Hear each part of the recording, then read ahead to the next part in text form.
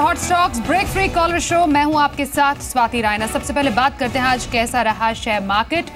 उतार चढ़ाव के बीच आज भारतीय बाजारों में सीमित दायरे में कारोबार देखने को मिला और साथ ही अच्छे ग्लोबल संकेतों के चलते निफ्टी 8,250 के ऊपर खुला, लेकिन बाजार एक सीमित दायरे में ही कारोबार करता दिखा। कारोबार खत्म होने पर सेंसेक्स 33 अंक और निफ्टी 8 अंक की गिरावट के साथ बंद हुए। वैसे दिग्गजों के मुकाबले मिड कैप और स्मॉल कैप शेयरों में आज खरीदारी रही। साथ ही कुछ और स्टॉक्स में जैसे रियल्टी, एफएमसीजी और मिड कैप आईटी शेयरों में आज अच्छी खरीदारी देखने को मिली। वहीं तेल, गैस, पावर, दिग्गज फार्मा और टेलीकॉम शेयरों में आज बिकवाली का रुझान दिखा।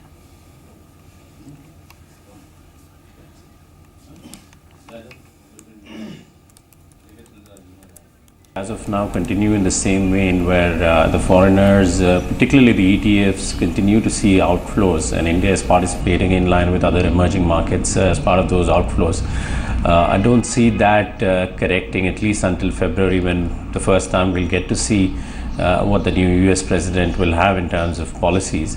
At the same time, in contrast, the local flows have held up pretty strongly, and if the results come drastically lower, and the local investor gives up on the market, then it opens up a downside. So at best, we're looking at a sideways movement for the market. At worst, you could look at a downside as and when local flows dry up. Investment के हिसाब से अगर थोड़े medium या longer term के लिए investment की बात करें तो फाइनेंशियल स्पेस, उसमें भी प्राइवेट बैंक्स, ऑटोज़ और सीमेंट एंड कुछ डिस्क्रिशनरी कंजम्पशंस, ये जो 4 सेक्टर हैं उसमें हमें लगता है कि निवेश करना चाहिए थोड़े से मीडियम और लॉन्ग टर्म पर्सपेक्टिव के साथ, क्योंकि हमें लगता है कि ये डीमोनेटाइजेशन के बाद जो इकोनॉमी में थोड़ा सा स्लोनेस आया है और थोड़ा सा कैश सर्कुलेशन के कारण थोड़ा सी इश्यूज आए हैं, वो धीरे धीरे सॉल्व हो जाएंगी। और जैसे मनी का सर्कुलेशन बढ़ जाएगा और जीडीपी थोड़े थोड़े और धीरे धीरे वापस आ जाएगी, हमें लगता है कि बैंकिंग क्षेत्र को बहुत मुनाफा होगा।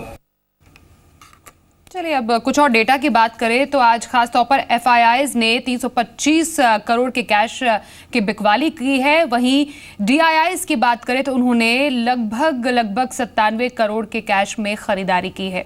तो ये तो बात हुई एफआईआईज वर्सेस डीआईआईज की, लेकिन आने वाले टाइम में और मार्केट को लेकर क्या आउटलुक रह सकता है, इस पर बातचीत करने के लिए इस वक्त हमारे साथ ब्रिजेश सिंह है, मार्केट एक्सपर्ट। ब्रिजेश, आपका बहुत स्वागत है हॉट स्टॉक्स में। इनफैक्ट आने वाले टाइम में कैसा आउटलुक आप देखते हैं मार्केट को लेकर, क्योंकि जैसा हमने देखा उतार चढ़ाव के बीच सीमित दायरे में कारोबार हुआ है, आने वाले टाइम में ये एक्सपेक्ट करते हैं? Good evening Swati ji. देखिए, अगर शॉर्ट टर्म का व्यू लेके चलें तो थोड़ा सा इस समय जो एरिया है 8,280 से लेके 8,305 तक का, वो एक थोड़ा सा रेजिस्टेंस की तरह प्ले करेगा। हालांकि फिर भी ओवरऑल ट्रेंड की अगर आप बात करते हैं तो पॉजिटिव ही है, बुल की अभी भी ग्रिप बनी हुई है। अगर मीडियम टर्म होराइजन की बात करते तो डेफिनेटली बाइंग कीजिए, क्योंकि रिस्क रिवॉर्ड रेशियो आपके फेवरेबल में ही है। मुझे नहीं लगता कि कोई जो रिसेंट लो था 7,893 के आसपास का, वो ब्रेक होता हुआ दिख रहा है। अगर किसी का व्यू शॉर्ट टर्म के लिहाज से चलने का है तो फिर सलाह यही रहेगी कि 8,110 से लेके 8,120 का दायरा है सपोर्ट का रहेगा। ऊपर में जैसे मैंने कहा 8,300 के आसपास का जो दायरा है वो रेजिस्टेंस का रहेगा। हालांकि बाय ऑन डिप की स्ट्रेटजी ही रहेगी। फिलहाल मेरा मानना ये है कि एक 30-40 पॉइंट की और थोड़ी बिकवाली है। एक बार निफ्टी हो सकता है आने वाले दिनों में एक बार 8200 के नीचे ट्रेड करता हुआ दिखे, वो एक अपॉर्चुनिटी बाइंग की रहेगी निफ्टी में। और 8140 8150 का स्टॉप लॉस लेके दोबारा एक बार बाइंग कर सकते हैं 8300 के लिए।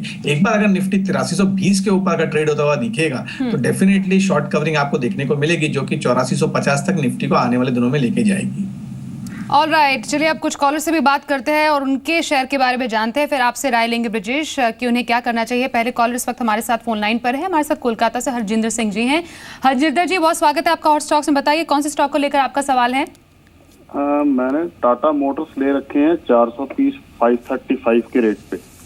जी, कब लिया आपने शेयर? ये हो गया 2-3 महीने से ऊपर हो गया है। ऑलराइट, और क्या स्ट्रैटेजी आपकी टाटा मोटर्स पे? मैं 3 साल तक होल्ड कर सकता हूँ इसको। 3 साल कह रहे हैं? हाँ जी। 3 साल तक की स्ट्रैटेजी टाटा मोटर्स में, जिन्हें फिलहाल इसमें अभी फिलहाल लॉस हो रहा है लगभग 35 रुपए का। अब स्ट्रैटेजी के साथ क्या करना चाहिए, क्या आउटलुक रखें इस पर्टिकुलर स्टॉक में? देखिए, डेफिनेटली होल्ड ऑन की सलाह रहेगी। ऑटो काउंटर्स में देखा है तो one of the leading company है टाटा समूह की। अगर ओवरऑल चार्ट पे देखें तो 265 के आसपास में ये फरवरी मार्च में ट्रेड करता था 2016 से, और एक तरफा रैली देखने को मिली थी जो कि सितंबर या अक्टूबर के आसपास में इसको एक 600 रुपए तक के भाव में लेके गई थी। तो अगर उसका फिबोनाची रिट्रेसमेंट अगर हम निकालते हैं तो 50% का जो फिबोनाची रिट्रेसमेंट आता है वो लगभग 430 के आसपास में आता है। तो सलाह तो इनके लिए यही रहेगी कि डीपर सपोर्ट 430 के आसपास का आप एक लेके चलिए, और अगर ये 500 के नीचे ट्रेड करता है, समवेयर अराउंड 470 से 480 के बीच में अगर आता है तो डेफिनेटली और एक्यूमुलेट कीजिए सो दैट आपकी कॉस्ट प्राइस नीचे आ जाए। लॉन्गर टर्म जैसे इन्होंने कहा है कि इनका व्यू लॉन्गर टर्म का है, मेरा सलाह यही रहेगी कि होल्ड ऑन कीजिए। एक बार 560 के ऊपर अगर ये ट्रेड करता हुआ दिखेगा तो डेफिनेटली आपको 600 और 625 तक के भी भाव आपको 1 से 1.5 साल में देखने को मिल जाएंगे। तो बने रहिए, 430 का स्टॉप लॉस जरूर लेके चलिए। ऑलराइट, तो टाटा मोटर्स में आपको होल्ड करने की सलाह है हरजिंदर सिंह। फिलहाल अभी अपने अगले सवाल का रुख कर लेते हैं। हमारे पास SMS के थ्रू आए वेस्ट बंगाल से मोइनाक जी का सवाल, और इनका सवाल है गति पर। 100 शेयर इनके पास है गति के, 145 इनका खरीद भाव है, लेकिन फिलहाल ये है नुकसान में। 117 रुपए 90 पैसे इस पर्टिकुलर स्टॉक की क्लोजिंग हुई है। गति पर फिलहाल क्या स्ट्रैटेजी रखने की जरूरत है? GST फिलहाल अधर में अटका हुआ है, आने वाले टाइम में क्या हो सकता है ये फिलहाल अभी आइडिया नहीं है ब्रजेश, तो ऐसे में क्या करें गति में? देखिए, ओवरऑल तो थोड़ा सा यही कहूंगा कि थोड़ा हायर एंड पे लिया हुआ है इनने गति। जो एक 140-145 का जो रेट है वो एक रेजिस्टेंस बतौर है। अगर view medium term to longer term horizon से लेके चल रहा है तो डेफिनेटली बने रहिए। 100 रुपीज के आसपास का अच्छा सपोर्ट है, उसका स्टॉप लॉस जरूर लगाइए। अगर कोई डिप आता है तो और एक्यूमुलेट करिए सो दैट आपका कॉस्ट प्राइस नीचे आ जाए। 6 महीने प्लस का अगर होराइजन लेके चले तो डेफिनेटली आपको एक बार 150-155 का भाव देखने को मिल जाएगा। अगर उसके ऊपर ट्रेड होता हुआ दिखा, the next level to watch be 180, but 6 month horizon आप ये मान के चलिए आपको 150-155 का भाव देखने को मिलेगा। ऑलराइट, तो फिलहाल गति में आपको होल्ड करने की सलाह है हमारे एक्सपर्ट की तरफ से। अब अगला सवाल लेते हैं, हमारे पास SMS के थ्रू आया है मुंबई से ऋषभ व्यास का, उनसे बातचीत भी कर लेते हैं। ऋषभ जी, बहुत स्वागत है आपका हॉट स्टॉक्स में। बताइए कौन से स्टॉक पर आपका सवाल है? हाँ, मेरे पास अंबुजा सीमेंट्स है जो मैंने 204.22 के रेट से लिया था। उसके 200 शेयर है। HCC के 100 शेयर है जो मैंने 43 रुपीज में लिए थे, और NCC के 100 शेयर है जो मैंने 84 रुपीज में लिए थे। और एक्चुअली अंबुजा सीमेंट की अगर आपसे जाने तो कब तक होल्ड करने की सलाह है? फिलहाल अभी आप इसमें मुनाफे में ही है? हाँ, तो मैं इसको होल्ड कर सकता हूँ मैं अभी, और जब तक ये मतलब प्रॉफिटेबल रहे मैं होल्ड कर सकता हूँ। चलिए, प्रॉफिटेबल रहने तक होल्ड करने का सोच रहे हैं ब्रजेश अंबुजा सीमेंट में।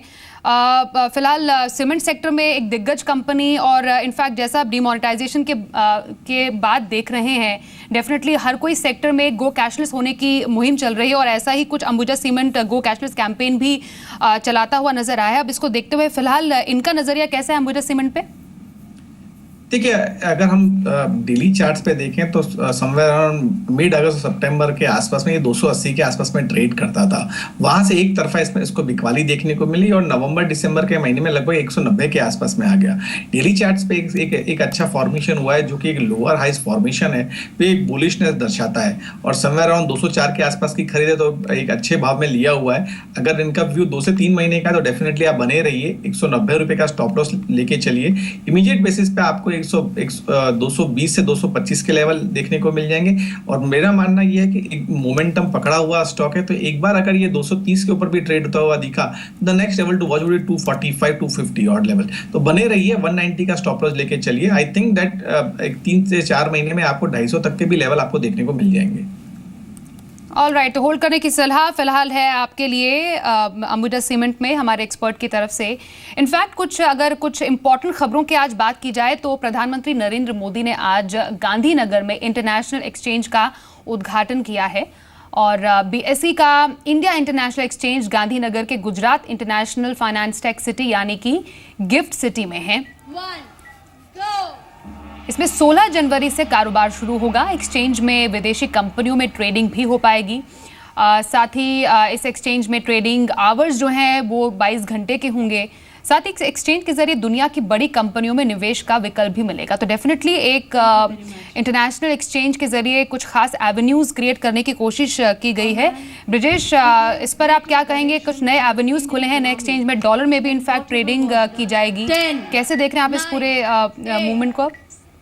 ओवरऑल अगर देखा जाए तो डीमोनेटाइजेशन के बाद जो इम्पैक्ट आया था उसके वजह से मार्केट में बहुत नेगेटिविटी आई थी। तो ये एक पहला साइन है जो कि प्रधानमंत्री जी ने जो एक एक्सचेंज गुजरात में ओपन हुआ है, तो not on a shorter time but on the medium term to longer term horizon अगर हम देखेंगे तो डेफिनेटली FII का पैसा हिंदुस्तान में आएगा और उस पर जो निवेश करेंगे उसका outlook on a broader perspective positive ही रहेगा। So I feel like it would be a very good healthy sense for the Indian economy to grow. All right. एक और खबर का रुख करें तो कुछ नतीजों में कल इंडसइंड बैंक के तीसरे तिमाही के नतीजे आएंगे और जी बिजनेस के अनुमान के मुताबिक Q3 में कंपनी का मुनाफा 22% बढ़कर 712 करोड़ रुपए रहने का अनुमान है। साथ ही NII यानी नेट इंटरेस्ट इनकम में 24% बढ़ोतरी होने का भी अनुमान जताया जा रहा है और साथ ही तीसरी तिमाही में बैंक की लोन ग्रोथ 25% और डिपॉजिट 30 से 35 के बीच रह सकती है। नोटबंदी की वजह से बैंक की लोन ग्रोथ पर असर भी देखने को मिल सकता है। साथ ही प्रोविजनिंग बढ़ने से मुनाफे पर असर भी देखा जा सकता है, जबकि एसेट क्वालिटी में मामूली बढ़त का अनुमान है। तो इंडसइंड बैंकों का जो नतीजा आ सकता है उस पर आपका व्यू ब्रिजेश? डेफिनेटली अगर हम लास्ट के पिछले के अगर 3 हफ्तों से देखें तो जो 1034 के आसपास का जो लो बना था वो वन वे एक रैली ऊपर की तरफ ही दिखा रहा है विद वॉल्यूम। तो मेरा मानना तो यही है कि जब तक 1110 के ऊपर ये ट्रेड कर रहा है डेफिनेटली आप बने रहिए। आई feel like stock might go and touch the level of 1240 followed by 1350 और level in medium term horizon. तो अगर शॉर्ट टर्म का व्यू है तो 1240 तक का मेरा मानना है कि अचीवेबल हो जाए, टारगेट अचीवेबल हो जाएगा। और अगर किसी का व्यू मीडियम टर्म होराइजन तो 1350 से 1400 तक के लेवल आपको देखने को मिलेंगे। तो definitely it's a positive sign और एक ब्रेकआउट इसमें देखने को मिला है विद वॉल्यूम के संग में। ऑलराइट, अगला सवाल लेते हैं। हमारे पास SMS के थ्रू आया है नरनौल से प्रशांत मित्तल जी का। प्रशांत जी का सवाल है IOC पर और IOC के इनके पास 112 शेयर है, खरीद भाव इनका 272 का है। फिलहाल ये तो प्रॉफिट में है, इसमें 342 पर इस पर्टिकुलर स्टॉक की क्लोजिंग हुई Indian oil corporation. In fact Brijesh अगर हम चार्ट में देखें तो इसने कुछ दिन पहले ही अब 355 पर अपना हाई भी टच किया है 52 वीक का। तो ऐसे में IOC में फिलहाल स्ट्रैटेजी क्या रखेंगे? अभी इनकी स्ट्रैटेजी का पता नहीं, लेकिन आप क्या इनको एडवाइस करेंगे? देखिए, पहले मैं तो कॉन्ग्रेचुलेशन दूंगा कि अच्छा स्टॉक लिया है इन्हें और एक वन वे रैली देखने को मिली है। अगर इनका होराइजन थोड़ा सा एक मीडियम टर्म का है तो पहले तो सलाह ये है कि थोड़ा प्रॉफिट बुक जरूर करें। समवेयर अराउंड 340 के आस 345 के आसपास में ट्रेड कर रहा है तो एक प्रॉफिट बुक करें क्योंकि एक रेजिस्टेंस जोन है। ये नीचे में लगभग 310 315 का अच्छा सपोर्ट है, उसका एक स्टॉप लॉस जरूर बना के चलें। और अगर मीडियम टर्म होराइजन है, stock is very longer bull run में ये ट्रेड कर रहा है। अगर 400 से 420 तक के भी लेवल चार्ट के अनुसार देखने को मिल सकते हैं। अगर इनका व्यू मीडियम टर्म का है तो बने रहिए, थोड़ा प्रॉफिट जरूर बुक करिए और 310 का स्टॉप लॉस जरूर लगा। ऑलराइट, तो IOC में बने रहने की सलाह आपके लिए है प्रशांत मित्तल जी, ऐसा हमारे एक्सपर्ट ने आपको राय दी है। अगला सवाल लेते हैं। इस वक्त हमारे साथ कॉल पे भी हैं मुंबई से बलराम चौधरी जी। आपका बहुत स्वागत है सर। हॉट स्टॉक्स में कौन से स्टॉक पर आपका सवाल है? हेलो जी, प्लीज अपना टेलीविजन वॉल्यूम कम कीजिए और सवाल पूछिए अपने स्टॉक पर। हेलो जी जी, सवाल पूछिए, टेलीविजन वॉल्यूम कम कर दीजिए जल्दी से। मैं बलिराम चौधरी बोल रहा हूँ। मैंने 2 महीने पहले PNB का शेयर लिया था 137 पे। ऑलराइट, हेलो जी जी जी, बताइए कब तक होल्ड करने का चाह रहे हैं इसको PNB? अभी 1-2 महीना और होल्ड कर ठीक है 1-2 महीना शॉर्ट टर्म के नजरिए से PNB के बारे में जानना चाह रहे हैं, जिसमें फिलहाल लॉस में 2 दिन पहले इन्होंने शेयर लिया। क्या करना चाहिए इन्हें? देखिए, ओवरऑल इतना स्ट्रॉन्ग चार्ट दिखता नहीं है इसका और आई थिंक हायर एंड पे लिया हुआ स्टॉक है। अगर व्यू ब्रॉडर अगर लेके चल रहे हैं ऑन अ ईयर बेसिस तो फिर सलाह यही है कि आप बने रहिए, but I think any right should be used for exiting. 122 से 125 के आसपास में अगर ये स्टॉक ट्रेड करता तो एक बार निकल जाइए। इनकेस अगर नीचे में 105 के नीचे ट्रेड करता तो तब भी निकलने की ही सलाह रहेगी। विकल्प तौर चाहें तो ये कर्नाटका बैंक में निवेश कर सकते हैं, 118 के आसपास में ट्रेड कर रहा है। अगर 105 110 के आसपास में मिलता तो डेफिनेटली आप बाइंग कीजिए, 95 रुपए का स्टॉप लॉस लेके चलिए। और अगर व्यू 6 से 7 महीने का है तो 140 से 145 के लेवल इनको देखने को मिल सकते हैं। जी चलिए, अपने जितने भी कॉलर्स हैं उनसे बातचीत का सिलसिला जारी रखने से पहले हम आपको बताते हैं टॉप 20 स्टॉक्स के बारे में, जहां पर कल के मार्केट में आपको मुनाफा मिल सकता है। और कुछ ऐसे ही स्टॉक्स हम लेकर आए हैं और शुरुआत करते हैं जिसमें हमारा पहला शेयर है NIT लिमिटेड का, जिसमें बाय करने की सलाह है। टारगेट है 95 का, स्टॉप लॉस है 85 का। इनफैक्ट चीन में नया ट्रेनिंग बेस शुरू किया गया और ये big data talent training base शुरू किया है इस पर्टिकुलर कंपनी ने। तो पहला शेयर NIT का होगा। दूसरा जो आज का हमारा शेयर है वो है नीलकमल का, जिसमें भी बाय करने की सलाह आपको दी जा रही है। 1580 का टारगेट है, 1500 का इसमें स्टॉप लॉस लेकर आप चलिए। भारी वॉल्यूम के साथ इस शेयर में तेजी देखी गई है और औसत के मुकाबले 3 गुना ज्यादा वॉल्यूम के साथ कारोबार इस पर्टिकुलर स्टॉक में हुआ है। तो दूसरा स्टॉक हमारा है नीलकमल। तीसरा अगर स्टॉक टॉप 20 में आपको हम बताएं तो वो है इंडसइंड बैंक का, जिसमें बाय करने की सलाह आपको दी जा रही है। 1190 का टारगेट है, 1145 का स्टॉप लॉस इस पर्टिकुलर स्टॉक में लेकर चले। इनफैक्ट मंगलवार को बैंक के Q3 के नतीजे आने जो जा रहे हैं, जिसमें एसेट क्वालिटी स्थिति बेहतर रहने का अनुमान भी जताया गया है।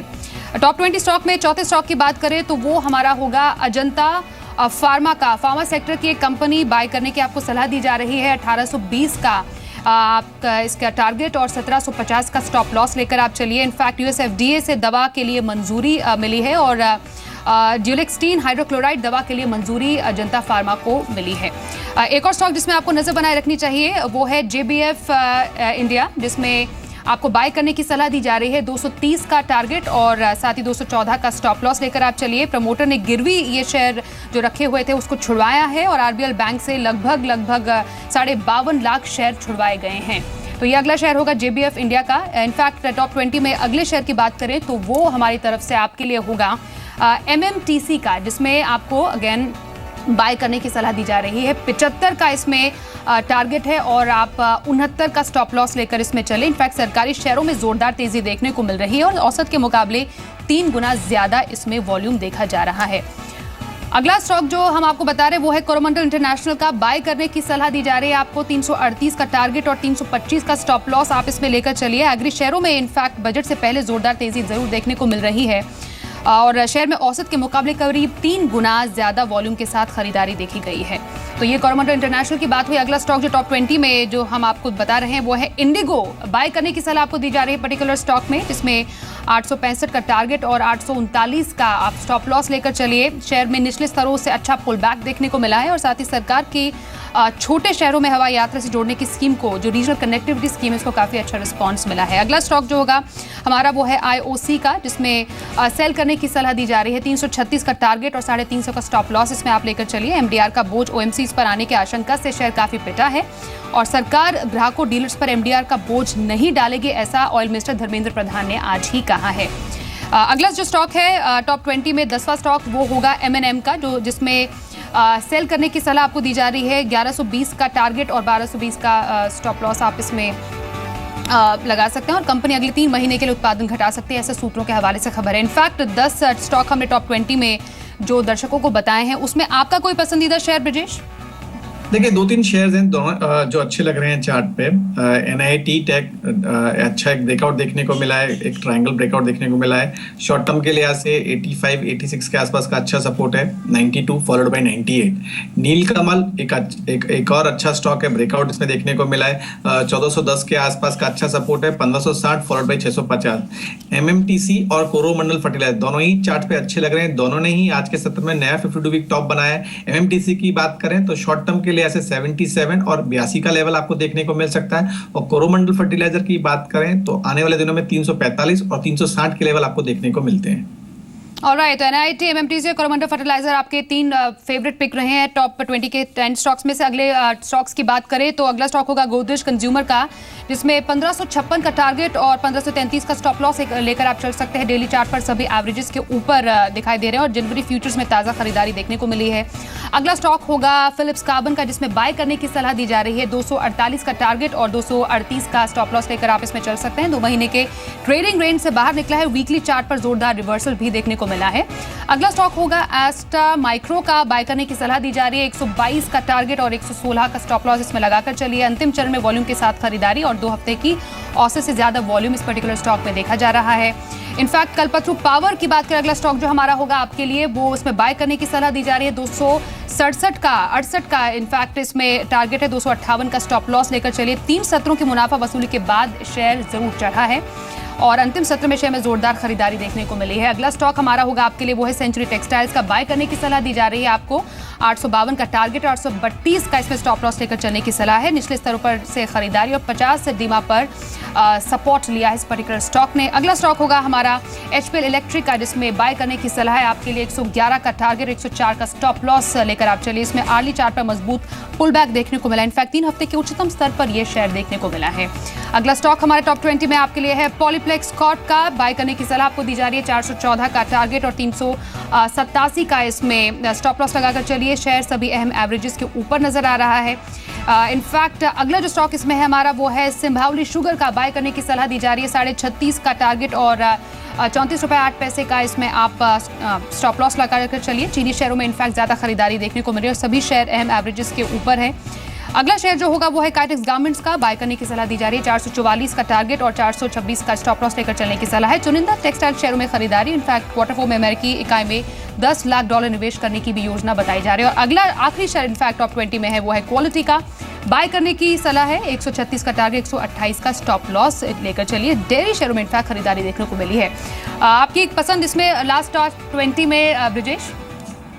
स्वाति, ये 2 शेयर अच्छे लग रहे हैं। सेंचुरी टेक्सटाइल अच्छा ब्रेकआउट देखने को मिला है।